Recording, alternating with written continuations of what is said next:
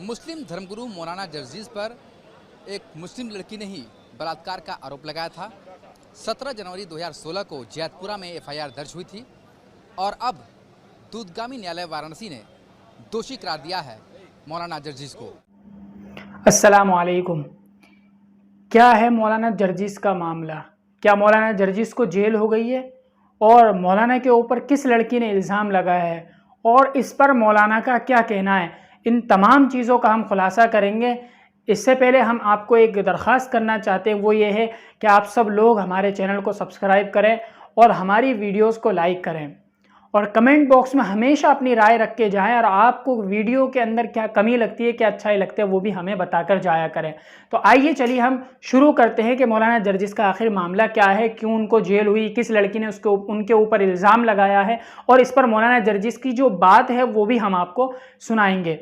तो सबसे पहले तो आप ये वीडियो देखिए जिसमें मौलाना जर्जीज को जेल ले जाया जा रहा है। वाराणसी के अंदर इनको जेल की 10 साल की सज़ा सुना दी गई है और 10,000 रुपये का इनके ऊपर जुर्माना हो गया है।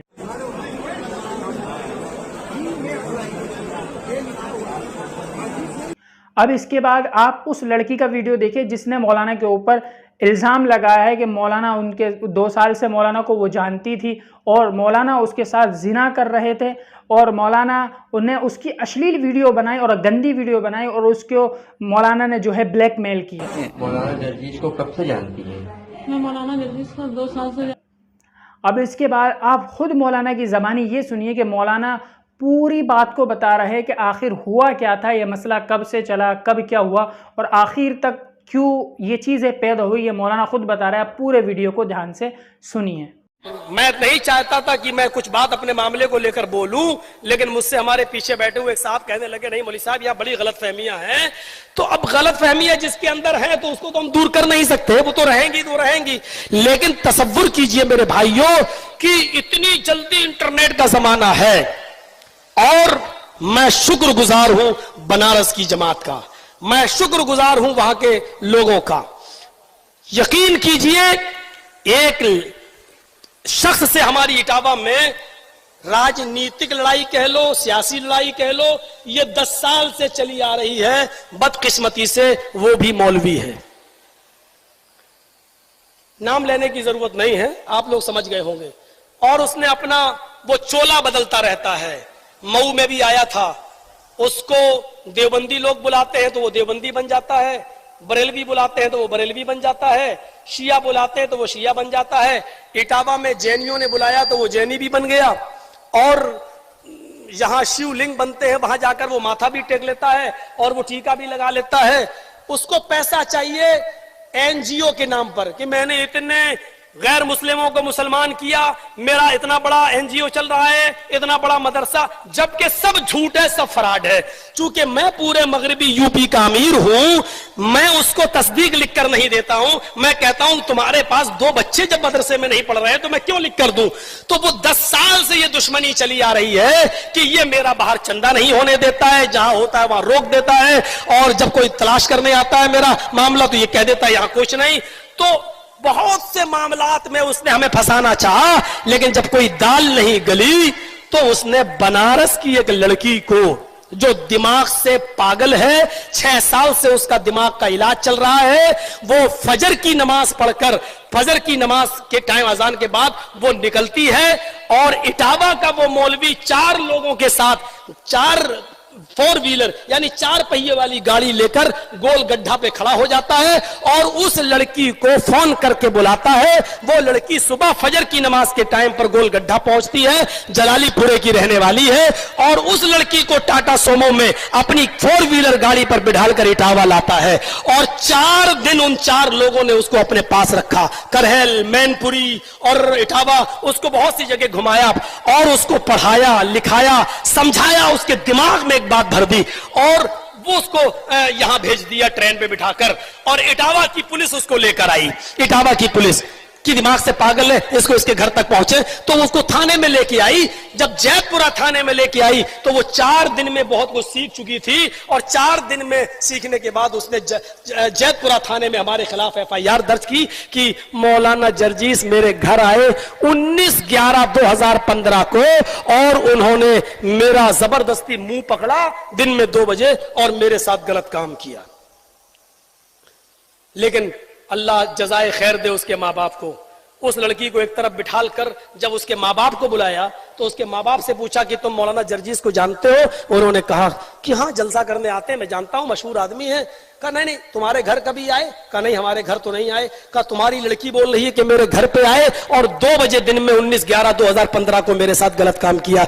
तो कहने लगे साहब वो तो दिमाग से पागल है, वो तो कई दिन घर से भाग जाती है और कई मर्तबा भागी है। अभी भी देखिए 4-6 दिन से गायब थी, और मैंने इसलिए FIR नहीं की कि वो तो उसकी आदत है चली जाने की। हम मौलाना जर्जीस को बिल्कुल बेकसूर मानते हैं, वो हमारे घर कभी नहीं आए। ये बाकायदा चार्जशीट पर पुलिस ने लिखा है। लेकिन लड़की के दिमाग में भर दिया या पैसा दे दिया उसको इतना। अब वो लड़की का जब 164 का बयान हुआ, कलम बंद बयान जिसको बोलते हैं, उसमें उस लड़की ने 15 दिन के बाद दूसरा बयान दिया। उसने उसमें कहा मजिस्ट्रेट के सामने कि मौलाना जर्जीस कभी मेरे घर नहीं आए, मुझे बनारस में जब जलसा करने आते थे तो मुझे होटलों में बुलाते थे और होटल में मेरे साथ गलत काम करते थे, और मैं 2 साल से मेरे साथ जबरदस्ती कर रहे हैं। तो जज ने पूछा भी उससे, मैडम जबरदस्ती एक बार होती है, बार बार तो नहीं होती, 2 साल से जबरदस्ती हो रही तुम्हारे साथ? तो कहा नहीं, वो कह रहे हम शादी कर लेंगे और अब शादी नहीं कर रहे हैं। तो बस इस बयान को लिखकर उसने जैतपुरा थाने को अलर्ट कर दिया कि आप जो है तफ्तीश करिए कौन सी होटल थी, कौन सी। अब लड़की से पूछा जा रहा है कि कौन सी होटल थी, किस होटल में तुम गई हो, 2 साल से तुम होटल जा रही हो। तो लड़की का बयान है जो चार्जशीट पर लिखा हुआ है कि मैं होटल जानती नहीं हूं, पहचानती नहीं हूं, और अगर मुझे होटल तक ले जाया गया तो मैं होटल पहुंच भी नहीं पाऊंगी। अरे 2 साल से तुम जा रही हो तो होटल नहीं? कहा नहीं, मैं नहीं जानती होटल कौन सी थी, मैं भूल गई। फिर उस लड़की का मेडिकल कराया गया तो मेडिकल में साफ तौर पर आया no live and dead sperm seen, जो हमारी चार्जशीट पर लिखा हुआ है, और आगे भी लिखा नो इंटरनल एंड एक्सटर्नल। ना उस लड़की के अंदर कुछ हुआ ना बाहर, यानी वो शादी से पहले जैसी थी वैसी ही है, उस लड़की के साथ कुछ नहीं हुआ। लेकिन मैं अरेस्ट स्टे ले चुका था इन तमाम आधार पर। लेकिन मुझसे मेरा वकील बोला इतना जबरदस्त ग्राउंड, लड़की FIR में कुछ बोल रही है और 164 में ये बोल रही है, होटल का पता नहीं, मेडिकल में। अरे तुम्हें तो खड़े खड़े बेल मिल जाएगी, आ जाओ। तुम कौन है? अरे कैसे तुम चले जाओगे जेल के अंदर? और मैं उस वकील की बातों में आ गया। हालांकि मुझे ना कोई पकड़ रहा था ना कोई गिरफ्तार कर रहा था। मैंने सोचा इस केस को खत्म करें, मुकदमा लड़ें और बाइज्जत बरी हो। लेकिन मुझे क्या मालूम था कि ये सारे काम तो ट्रायल में काम आएंगे जब मुकदमा चलेगा। पहले तो लड़की का बयान ही सब कुछ है, पहले इधर आओ। और जैसे ही मैंने सरेंडर किया अपने आप को, वो मेरे खिलाफ इतने वकील खड़े हो गए, और पूरा विश्व हिंदू परिषद, बजरंग दल, ये सब आसाराम अंदर जा सकता है तो मौलवी क्यों नहीं जा सकता, ये वो हंगामा ना, दुनिया भर की बातें शुरू हुई।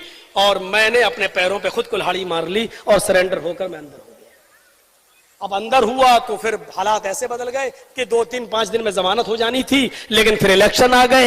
इलेक्शन के बाद हाई कोर्ट जब गए तो हाई कोर्ट में दुश्मन ने हमारा एक वकील खड़ा कर दिया।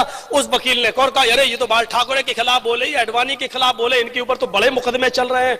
वो हाई कोर्ट ने भी मेरा क्रिमिनल रिकॉर्ड मंगा लिया कि इनका क्रिमिनल रिकॉर्ड मंगाओ, उसके बाद देखेंगे। अब क्रिमिनल रिकॉर्ड कोई हो तब तो है, कोई रिकॉर्ड नहीं। हर थाने से मेरे पास नील की कोई थाने में रिपोर्ट ही नहीं है, सारे थानों से नील रिपोर्ट आई। हाँ, कानपुर में एक मुकदमा था मेरे ऊपर 153 का, तो वो मुकदमा उसमें मैं बेल पे छूटा हुआ था।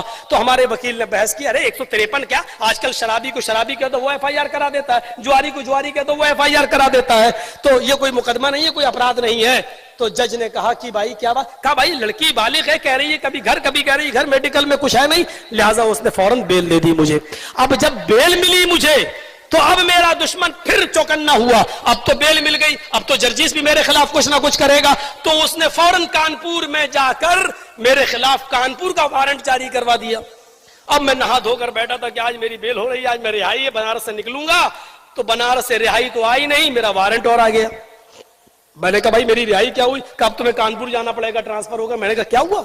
कहा वहां भी कोई मुकदमा है? मैंने कहा जल्दी से उसने बताया, मैंने समझ गया पुराना मुकदमा है। मैंने कहा यार मैं तो बेल पे छूटा हुआ हूं।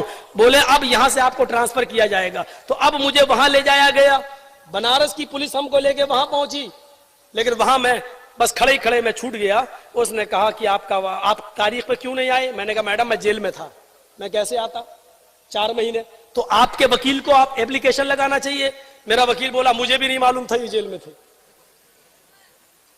मेरा वकील बोला मुझे भी क्या मालूम, आपने बताया कि मैं जेल में हूं। तो कहा कि चलिए कोई बात नहीं, आपकी बेल तो होगी, आप बेल पे छूटे हुए थे, ठीक है, लेकिन चूंकि जेल से छूट रहा हूं इसलिए जेल में जाना ही पड़ेगा 2 घंटे के लिए। फिर मैं कानपुर की जेल में गया। मेरे भाइयों, इस पूरी लड़ाई में ना लड़की के माँ बाप नहीं, सिर्फ उसी मौलवी का हाथ है जो बहरूपिया है, और वो आप लोगों तक भी चंदा वंदा करने आएगा। मैं पहले बता रहा हूं कि होशियार रहिएगा, मुझे भी अब आगे लड़ाई लड़ना है, कोई कंप्रोमाइज नहीं, कोई समझौता नहीं, मुकदमा लड़ूंगा। और इंशाअल्लाह मैं पहले भी कहा था और आज भी कह रहा हूं कि मैं इस मामले में, मैं शिया सुन्नी मामले में, अहले हदीस बरेलवी सुन्नी मामले में जेल में बहुत बार गया हूं और कभी डरा नहीं हूं, है? होता रहता है, लेकिन 376 केस में जाना बहुत बुरा होता है। और मैं अपनी जमात को भरोसा दिलाता हूं, अपनी जमात को खास तौर पर, इंशाअल्लाह मैं आपके सर को शर्म से झुकने नहीं दूंगा। कभी इस तरीके का मामला मेरे साथ इंशाअल्लाह नहीं देखोगे। ये इल्जामात वक्ती तौर पर हैं, कोर्ट में मुकदमा चलेगा, लड़की ना होटल साबित कर पाएगी, ना होटल में एंट्री साबित कर पाएगी, ना उसके घर में हमें कभी कोई बता सकता है कि मैं कभी गया हूं, और ना मेडिकल रिपोर्ट में कोई साबित कर सकता है कि मेरा काम किसी होटल में एंट्री नहीं, कभी उस लड़की की शक्ल तक नहीं देखी है। इंशाअल्लाह सच सच होता है और एक दिन ये सूरज की तरह चमकेगा। कुछ बदलियां आती हैं और सूरज को चमकने से रोक देती हैं, लेकिन सूरज फिर चमकता है, बदलियां फिर छटती हैं। वक्ती तौर पर कुछ परेशानियां हैं। बनारस की पूरी जमात ने मेरा साथ दिया। कल का जलसा भी बनारस में ही था मेरा, जलालीपुरे में, उसी मोहल्ले में जिस मोहल्ले का ये मैटर है। लेकिन हमने 1-2 मौलाना का वहां से फोन आया मेरे पास, बेटा मैं तुम्हारे साथ हूं, लेकिन अभी जलालीपुरा थोड़ा छोड़ दो क्योंकि यही का मामला है। लोग ये कहेंगे कि मौलाना जर्जीस को इतनी जल्दी क्या है उसी मोहल्ले में घुसने की। बेटा बाद में 1 महीने के बाद कर लेना। उनकी बात मुझे भी समझ में आई और मैंने उस जलसे को मुलतवी कर दिया। अब वो रमजान की शब कदर में पहुंच गया है, लेकिन कल की ये डेट मैंने इलाहाबाद में नस्सू पहलवान को हड्डिया के लिए दे दी है और मैं